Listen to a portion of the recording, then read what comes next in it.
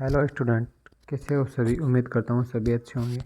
हम पढ़ रहे हैं एमएससी मैथ्स एंट्रेंस के लिए सिलेबस। तो पेपर थर्ड हम पढ़ रहे हैं डिफरेंशियल इक्वेशन। तो इसकी यूनिट फर्स्ट और मेथड है वेरिएशन पैरामीटर्स।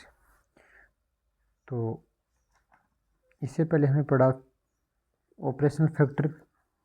तो आज नया मेथड है वेरिएशन पैरामीटर। तो नॉर्मली इसमें क्या होता है,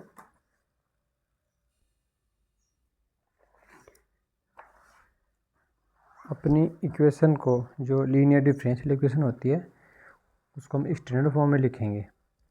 तो जैसे ये अपनी इक्वेशन हो गई D square Y upon D X square plus P D Y upon D X plus Q R equal to Q Y equal to R. ये अपनी इक्वेशन हो गई। तो यहाँ पे हम क्या करते हैं, जैसे इस पार्ट से हम सी एफ निकालते हैं कॉम्प्लीमेंट्री फंक्शन, और आर की हेल्प से निकालते हैं पी आई। तो C F plus P I मिला के कंप्लीट सॉल्यूशन होता है इसका, Y equal to C F plus P I particular integral. तो अब इसमें हम क्या करेंगे, आर को मान लेंगे जीरो, एक थोड़ी देर के लिए आर को जीरो मान लेंगे। तो माना कि सी एफ इसका कंप्लीट सॉल्यूशन है, थोड़ी देर के लिए मान लेंगे सी वाई बराबर होता है ओनली सी एफ। तो जैसे हमारा कोई सी एफ आ गया Y equal to C one U plus C two V, ये दो फंक्शन आ गए, क्योंकि सेकेंड ऑर्डर का तो दो फंक्शन ज़रूर आएंगे, है ना। तो यहाँ से हम क्या करेंगे, सी वन और सी टू को मानेंगे ए और B, Y equal to A U plus B B. A और बी क्या है, फंक्शन ऑफ एक्स, ठीक है। ये कांस्टेंट नहीं है, ये ए बी के फंक्शन है। ये कंप्लीट सॉल्यूशन ये मान लिया हमने। अब यहाँ से हमारा रियल जो सॉल्यूशन वो आ जाएगा।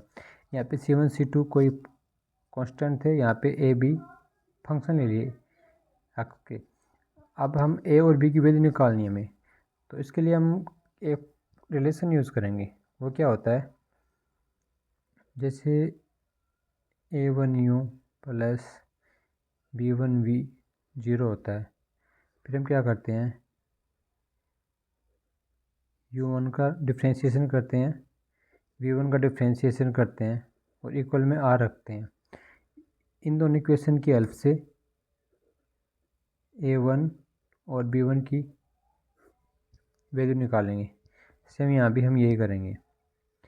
अगर ये मेथड बड़ा हो, जैसे इसमें तीन हो function, A one U plus B one V plus C one W, यहाँ सी कांस्टेंट नहीं है, यहाँ एक्स का फंक्शन है सी, ठीक है। जैसे ए बी है वैसे सी है। अगर ये जीरो हो तो अब यहाँ पे तीन हमारे पास फंक्शन है, तो यहाँ पे तीन इक्वेशन लिखनी पड़ेगी। तो दूसरे में हम क्या करेंगे, A one equal A one into U one plus B one into V one plus C one into W one equal to zero. अब तीसरी बार हम क्या करेंगे, ए वन इसका दोबारा डिफ्रेंशिएशन, बी वन वी का दोबारा डिफ्रेंशिएशन, और सी वन डब्ल्यू का भी दोबारा डिफ्रेंशिएशन। अब हम यहाँ पे जो आर है वो वैल्यू लिख देंगे, पर यहाँ पे तीन कोटि में एस हो जाएगा, यहाँ पे एस की जगह पे, आर की जगह पे एस, क्योंकि जैसे हमारी इक्वेशन होती है ना, ये डी की cube Y upon D X की cube plus P D square Y upon D X square plus Q D Y upon D X plus R Y equal to S. तो यहाँ पे तो इक्वल में आर होता है second order में, और थर्ड ऑर्डर में होता है यहाँ पे एस। तो बात वही है, यहाँ पे एस लिखेंगे, यहाँ पे आर लिखेंगे, ठीक है। तो यहाँ पे इस फंक्शन को हम यूज़ करेंगे रिलेशन को। तो अब हम क्या करेंगे, A one U plus B one V equal to zero हम लिख देंगे। अब u का और v का डिफ्रेंशिएशन करेंगे तो a1 u1 plus b1 v1 equal to r हम लिख देंगे। ठीक है, अब यहाँ से हम इन दोनों इक्वेशन को सॉल्व करके a1 और b1 की वैल्यू निकालेंगे। अब a1 b1 की वैल्यू जब हमारे पास आ जाएगी तो इनका इंटीग्रेशन करके a और b की वैल्यू आ जाएगी बाय इंटीग्रेशन। ठीक है, जब a और b की वैल्यू आ गई तो यहाँ पे हम इक्वेशन में रख देंगे। नॉर्मली ये हमारा मेथड है। ठीक है, अब जब हम क्वेश्चन करके देखते हैं, अभी नहीं समझ में आया तो कोई दिक्कत की बात नहीं है, क्वेश्चन से अच्छा समझ में आएगा। तो पहला एग्जांपल हम करते हैं। यहाँ से देखना, सेम यही क्वेश्चन हम एक्सरसाइज 3.1 में कर चुके हैं PACF और PI मेथड से। ठीक है ना, तो इसको अब हम वेरिएशन पैरामीटर से करके देखेंगे।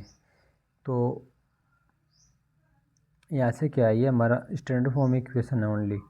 तो P Q की वैल्यू पता है, ये P हो गया, ये Q हो गया। तो यहाँ पे होता है 1 माइनस P प्लस Q, ये रिलेशन हमें मिल गया इक्वल 0। तो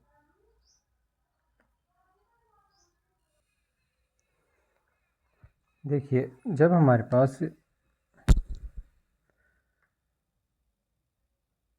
m square plus MP plus Q equal to 0 होता है तो हम y इक्वल टू e की पावर mx लेते हैं और v वेरिएबल लेके y equal to v e की पावर mx, इसे हम इक्वेशन को सॉल्व करते हैं। तो यहाँ पे m की वैल्यू क्या है, 1 है, तो सॉरी -1 है, -1 का स्क्वायर 1, ये -1 प्लस Q इक्वल टू 0। तो y इक्वल टू v की पावर v इंटू e की पावर माइनस x लेंगे। तो यहाँ से dy अपॉन dx निकालेंगे, d square y upon dx square निकालेंगे। तो y और इसके जो डिफ्रेंशिएशन है इनकी वैल्यू इक्वेशन में रखेंगे और नई इक्वेशन हमें मिल जाएगी। ये हमने किया है ऑलरेडी पहले, लेकिन वहाँ पे r को हमने 0 मान लिया इस बार।